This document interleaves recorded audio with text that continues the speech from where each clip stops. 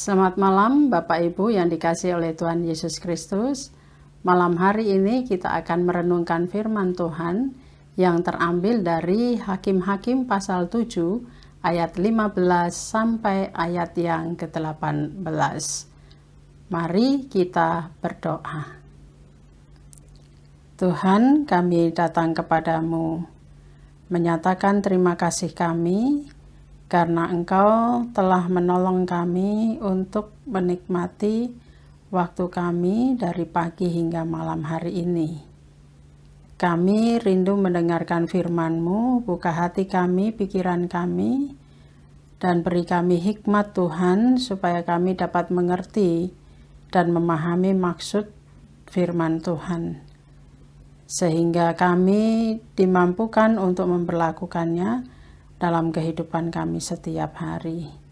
Bersabdalah ya Tuhan, anak-anak-Mu sedia mendengarkan firman-Mu. Amin. Firman Tuhan berkata, segera sesudah Gideon mendengar mimpi itu diceritakan dengan maknanya, sujudlah ia menyembah. Kemudian pulanglah ia ke perkemahan orang Israel, lalu berkata, bangunlah, sebab Tuhan telah menyerahkan perkemahan orang Midian ke dalam tanganmu. Sesudah itu dibaginyalah ke-300 orang itu dalam 3 pasukan, dan ke tangan mereka semuanya diberikannya sangkakala dan buyung kosong dengan suluh di dalam buyung itu. Dan berkatalah ia kepada mereka, perhatikanlah aku dan lakukanlah seperti yang kulakukan. Maka apabila aku sampai ke ujung perkemahan itu, haruslah kamu lakukan seperti yang kulakukan. Apabila aku dan semua orang yang bersama-sama dengan aku meniup sangkakala, maka haruslah kamu juga meniup sangkakala sekeliling seluruh perkemahan itu dan berseru, demi Tuhan dan demi Gideon. Demikian firman Tuhan. Saudara-saudara yang dikasihi oleh Tuhan Yesus Kristus, Gideon adalah putra Yoas dari suku Manase. Sehari-harinya dia membantu keluarga untuk mengelola ladang gandum dan anggur milik keluarga. Bangsa Israel pada saat itu mengalami masa yang sulit karena mereka ditindas oleh bangsa Midian dan Amalek hingga mereka melarat.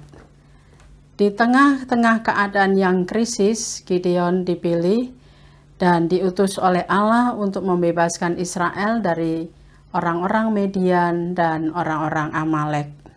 Dalam bacaan firman Tuhan hari ini, Hakim-Hakim pasal 7 ayat 15 sampai ayat yang ke-18, Gideon melaksanakan penyerangan terhadap Midian dan Amalek berdasarkan perintah Tuhan. Dan Gideon memperoleh kemenangan karena yang pertama, Gideon memiliki kepercayaan kepada Tuhan dan semangat untuk berjuang. Itu terlihat di dalam ayat 15, dia katakan, bangunlah, sebab Tuhan telah menyerahkan perkemahan orang Midian ke dalam tanganmu. Ungkapan ini adalah ungkapan keyakinan Gideon dan semangat Gideon untuk berjuang menghadapi orang-orang Midian dan orang-orang Amalek. Yang kedua, saudara-saudara yang dikasihi oleh Tuhan Yesus Kristus, disampaikan kepada kita oleh kitab Hakim-Hakim bahwa ketika untuk maju berperang, Gideon memiliki strategi perang yang kreatif dan berani. Kenapa dikatakan kreatif? Karena biasanya orang berperang membawa segala peralatan seperti senjata dan sebagainya. Tetapi di dalam firman Tuhan ini diceritakan kepada kita, justru yang dibawa oleh Gideon dan pasukannya adalah sangkakala, buyung, dan suluh. Dan ini adalah bentuk dari kreativitas dan keberanian Gideon untuk menghadapi musuh yang jumlahnya sangat besar. Yang ketiga, saudara-saudara yang dikasihi oleh Tuhan Yesus Kristus, pada ayat yang ke-18 Hakim-hakim menceritakan kepada kita bahwa Gideon mampu bekerja sama dengan 300 orang pasukannya, dan dia mampu menjadi teladan bagi orang-orang yang dipimpinnya. Saudara-saudara yang dikasihi oleh Tuhan Yesus Kristus, kita dapat belajar dari Gideon. Jika saudara mau hadir sebagai pemenang iman, milikilah 3 hal seperti yang dimiliki oleh Gideon. Yang pertama adalah percaya dan memiliki semangat untuk berjuang dalam menjalani kehidupan ini. Selalu memiliki keyakinan kepada Tuhan dan punya semangat untuk berjuang.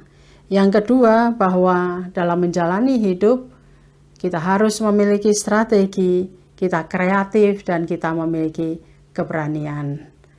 Strategi-strategi hidup itu yang akan menolong kita untuk menjalani kehidupan dengan segala tantangan, rintangan yang akan kita hadapi.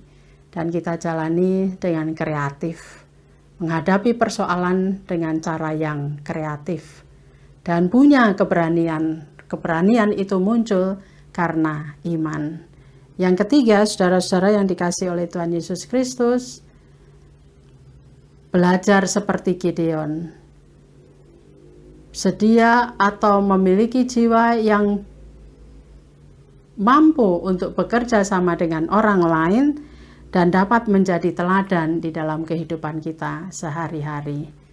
Ketika kita memiliki 3 hal tersebut, maka kita akan sama seperti Gideon, hadir sebagai pemenang iman di tengah-tengah kehidupan kita sebagai orang yang percaya kepada Tuhan.